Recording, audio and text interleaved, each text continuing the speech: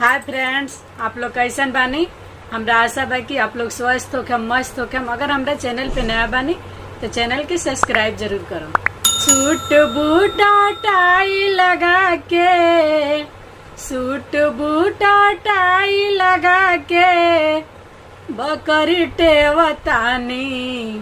हालो हालो हालो दिल्ली सरकार, बिहार से बेरोजगार बोलतानी।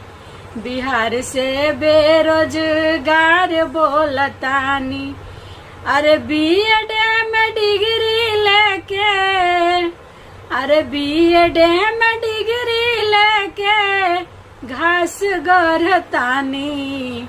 हालो हालो दिल्ली सरकार, बिहार से बेरोजगार बोलतानी। बिहार से बेरोजगार बोलतानी। दर दर ठोकर खाके भैया, दर दर ठोकर खाके भैया पेठारी पसुतल बानी। हालो हालो दिल्ली सरकार, बिहार से बेरोजगार बोलतानी। बिहार से बेरोजगार बोलतानी। गरमा गरम ताजा ताजा मूड फ्रेश हो जाला राजा, चाय बेचतानी।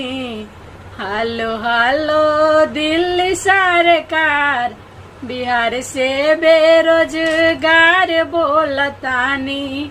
बिहार से बेरोजगार बोलतानी।